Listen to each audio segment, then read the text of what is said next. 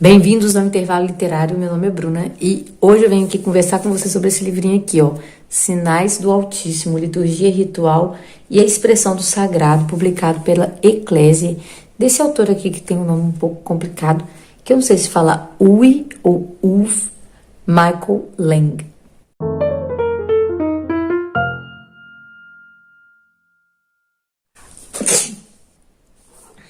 Esse autor, ele é um padre, ele é sacerdote do Oratório de São Felipe Neri, em Londres. E ele também é mestrado em Arquitetura, Arte Sacra e Liturgia na Universidade Europeia de Roma. Então, é um homem que está dedicado a esse assunto. E esse livro me chamou muita atenção, porque eu tenho uma sensibilidade, assim, na verdade é uma chatice, né? Tem gente que chama de sensibilidade e vai ter gente que vai falar que é uma chatice. Mas é porque eu tenho um problema, assim, com a questão litúrgica, né? Como eu estou muito acostumada com o rito tridentino, quando eu participo do Novos Ordos, eu fico muito incomodada, né? Pelas quantidade de música, pela forma como é tocada a música, né? Por alguns movimentos, como bater palma. E aquele monte de gente no altar, sabe? Tanto de ministro de Eucaristia. Isso vai me deixando nervosa. Então, quando eu assisto missa no Novos Ordos, eu fico muito incomodada. E acabo não assistindo a missa direito. E assim, quando eu me converti, eu não queria, sabe, entrar nessa questão da crise da igreja. Que eu ouvia falar da crise da igreja, só que eu estava estudando outra coisa, eu estava estudando os padres da igreja, né? Eu estava estudando patrística, eu estava estudando teologia, eu estava estudando os sacramentos, o catecismo. Então, crise, nem passei perto de crise. E também frequentando missa tridentina, então eu não via essas coisas de abuso litúrgico. Não tem abuso litúrgico, entendeu? Tá tudo certinho no missal. Você olha o missal, você olha o que o padre tá fazendo, é aquilo ali, pronto, acabou. Com latim, música gregoriana, então, sei lá, não passei perto de crise. E me deram esse conselho, acho que foi o Alessandro ou o Marcelo. O Marcelo, acho que foi o Marcelo que falou: Bruna, se preocupe em ser santa, sabe? Se preocupe em crescer como pessoa católica, como fé católica, porque a crise é uma crise que a gente não resolve, sabe, discutindo e tal, e agora não é hora de você aprender isso. E eu concordei, né, então não estudei. Aí eu peguei esse livro aqui para ler, e ele vai falar o quê? Sobre qual que é o significado do rito. O que é o rito, né? Quais são os elementos do rito que são importantes. E ele vai falar que é a linguagem, né? A linguagem dos gestos, a linguagem da arte, a linguagem da música, a linguagem do cheiro, a linguagem repetida, né? A questão de não haver novidade no rito é o que vai nos levar a encontrar com o sagrado. Então, se a Eucaristia, se a missa é algo que nos remonta ao sacrifício de Cristo, né? Como que nós podemos acessar o sacrifício de Cristo na eternidade através da Santa Missa? Através do rito, através daquilo que não é profano, ou seja, que não é secular, que não é próprio do nosso dia a dia, que é algo próprio da eternidade. E o que é próprio da eternidade? É tudo que nos leva à Eucaristia, tudo que adora a Deus. E então, como que se desenvolveu isso na igreja, né? Como que a arte funciona dentro da igreja, como que as imagens, o formato da igreja, a acústica da igreja, o cheiro do incenso, como que tudo isso vai envolvendo os nossos sentidos para que a gente se destaque do nosso dia a dia. E não que pareça que a gente está num clube, né? Você não vê muita diferença entre uma reunião de clube e uma missa, você não vê muita diferença entre um culto protestante e uma missa. Não tem como, né? Você tem que sentir essa diferença, porque nós, né? Eu aprendi isso e foi muito bom trocar, assim, mudar de um ambiente que é gnóstico para um ambiente que vai dizer o seguinte: tudo seu funciona para o culto, né? Todos os seus sentidos. Eu fiz algumas anotações aqui, milhões de anotações, e teve eu queria ler esse grifo aqui, ó, da página 28. que vai falar sobre o que é o rito, né? Um ritual que funciona parece depender da articulação entre as mensagens canônicas e as mensagens indéxicas. Por exemplo, no rito penitencial, você tem a confissão dos pecados, mas você precisa se curvar, bater no peito, né? Então você fala minha culpa, minha máxima culpa. E tem a mensagem indéxica, que é quando você pega essa coisa que tá no rito e joga pra dentro de você e vive aquilo ali. Então, realmente, na hora que você tá fazendo essa oração, você está realmente participando. A confissão dos pecados, com sua expressão ritual de curvar-se e bater no peito, é um elemento canônico da missa. Ao mesmo tempo, os participantes devem ser capazes de tomar posse dessa confissão e, por conseguinte, torná-la uma mensagem indéxica. Se isso não acontece, o ritual fica esvaziado de seu significado. O conjunto de gestos rituais na liturgia da missa, tais como levantar-se, ajoelhar-se, fazer o sinal da cruz e assim por diante, abrange mensagens canônicas, que são aquelas que estão no missal, que o padre tem que falar, fazer e tudo mais, que devem ser entendidas pelos fiéis como indéxicas, ou seja, próprias deles mesmos. Então, por isso que seguir o missal é importante, porque é no ritual canônico que está a fórmula correta, santa mesmo, de você se endereçar no culto a Deus. Em outras palavras, a liturgia incentiva os fiéis a se inserirem no mistério da fé que está sendo celebrado. Tem a questão também da mudança do rito, né? As pessoas que nasceram depois do Concílio Vaticano II, que já nasceram assistindo Missa Nova, acho que não sente, mas eu fico imaginando uma pessoa que conhece a Missa Tridentina e passa pela mudança litúrgica, como que isso deve ter sido, assim, psicologicamente devastador, porque o rito, ou ele é importante e ele se mantém, ou ele não é nada e você pode inventar um rito a cada 10 anos, né? Você pode inventar um rito que melhor se adeque aí à sua cidade, né? Às suas preferências. A psicologia da fé católica exige o ritual. Não só isso, né? Aqui no início ele vai falar que todas as religiões têm um rito. Que quando você vai colocando novidade, aquela religião morre.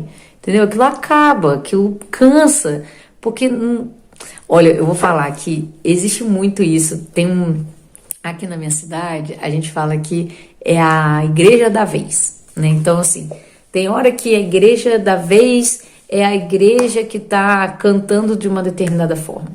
Aí, daí a pouco, você vai ver os jovens saírem daquela igreja, tá todo mundo na outra igreja, por quê? Pintou a igreja de preto. Nossa, agora tá todo mundo naquela outra igreja, o que aconteceu? Tem um encontro com Deus lá que é diferente. Aí você vai vendo que é a mudança Aí daqui a pouco esses jovens não estão em lugar nenhum, entendeu? Porque essas mudanças de ritual, de culto, acaba cansando a alma, né? Não é assim que funciona, não é assim que nós funcionamos, né? E o próprio Deus não funciona assim. Por que eu tô falando isso? Porque, o sacrifício é a forma de culto mais disseminada das religiões, né? Você matar alguma coisa e oferecer, ou oferecer comida, ou oferecer animais, dinheiro, tanto faz. Agora, o próprio Deus fala do sacrifício dos animais, do sacrifício de farinha, do sacrifício de flor, do sacrifício de não sei o quê. E quando Jesus vem, ele institui o sacrifício da missa. Então, assim, você vê que Deus tem uma preferência ali pelo ritual, né? As coisas feitas de uma determinada forma. Interessante ele falar que quando você faz o retorno, por exemplo, da Missa Nova para a Missa Tridentina, existe uma quebra de rito também, porque agora as pessoas já estão acostumadas com o rito novo. Mas para mim é totalmente ao contrário. Assistir a Missa Nova, para mim, é uma quebra de rito, né? No meu caso. Um fator, assim, que ele aponta para essa mudança de paradigma, de percepção do rito, é o questionamento do sagrado. Será que a missa é realmente sagrada? Será que ela é tão sagrada que eu não posso mexer um pouquinho aqui? Eu não posso... eu acho que eu vou mexer um pouquinho aqui, vou colocar uma palma, vou também colocar uma música de um cantor famoso do Brasil, eu vou colocar um negócio aqui meio africanizado, uma pachamama. Será, né? que a modernidade não entrou demais na Santa Missa e acabou tirando a fé do sagrado. Ah, cara, isso é com certeza, porque os prédios mudaram, né? Você vê que não tem muita beleza mais católica. Ele manda a gente procurar algumas coisas. Aí eu fui pro Google procurar umas igrejas modernetes, assim, lá na Europa. Coisa horrorosa, parece uma caixa, uns troços feios. Nossa Senhora, no Brasil mesmo, por exemplo, tem igreja que você passa, que você não sabe se é um museu, se é uma igreja, se é uma danceteria. Se não tiver isso aqui é uma igreja católica, você fala, é mesmo? Cadê a cruz, meu Deus do céu? Cadê a cruz? Cadê o formato de igreja e tal? Aí aqui ele dá uma aula de que é basílica, de que é paróquia, de que é santuário. É muito interessante isso também, né? Porque isso também se comunica com a gente. E a música também mudou demais, gente. A música mudou demais. A música sacra era assim, totalmente diferente da música popular. Você não ia ouvir um violão de bar dentro da igreja. Como eu escuto, ai Jesus, quando puxo o violão de bar, sabe aquele violão ligado numa caixa? Que você trem. Ai meu Deus, isso pra mim é o fim do mundo.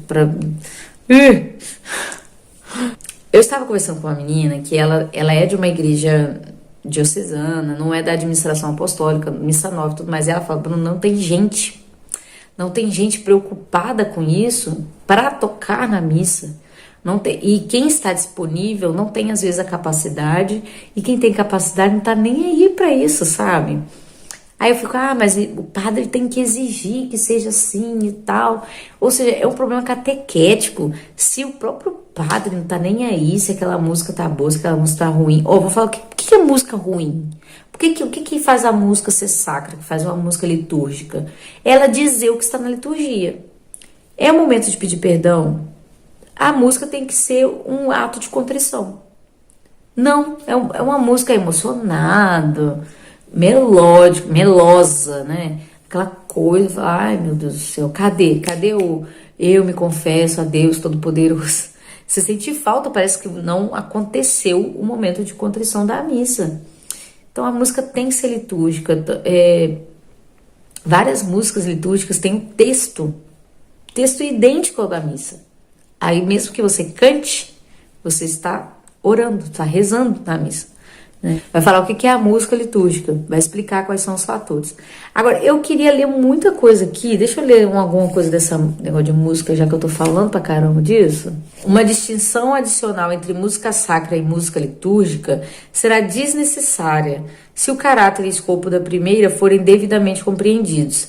Al-Kunheit encontrou uma feliz descrição ao notar que a música sacra é música litúrgica, e acrescentar, é a música que se tornou litúrgica, que passou a existir harmoniosamente no culto público da igreja, e assim compartilha da sacralidade da ação litúrgica. Gente, tem coisa que não dá para cantar na liturgia. Olha a letra da música que tá cantando, e vê se isso está escrito no missal, entendeu? Se é aquilo ali que está escrito no missal.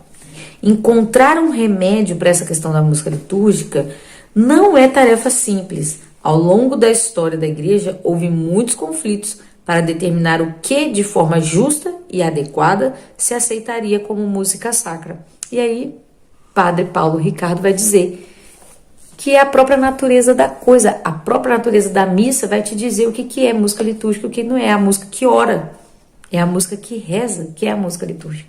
Entendeu? Meu bebê acordou. Nossa, tive lá da mamar. Então, é isso, gente. Eu vou ficar por aqui. Eu tô pingando de sono. Tô gravando isso, acho que é quase 1h da manhã, não sei. Eu preciso dormir. Então é isso, a gente fica por aqui. Eu vou tentar. Qualquer dúvida que vocês tiverem, você pode colocar aqui. Porque eu fiz muitas anotações, mas sei lá, eu desaprendi a fazer resenha. Vou deixar o link aqui embaixo, tá? Para esse livro. Vale muito a pena. Ele dá muitas referências históricas, referências de encíclicas. Ele faz uma linha do tempo, assim, de como que as coisas foram se deteriorando e o que a gente pode fazer. quais são as raízes desse enfeiamento da liturgia, como o empobrecimento da liturgia. Muito bom. Livro maravilhoso, que vai desembocar na crise da igreja. Estou terminando de ler aquele livro lá da crise da igreja e eu vou fazer a resenha dele também, tá? Se vocês gostaram, me falem, deixem um comentário, deixe o seu like, se inscreve no canal e até a próxima.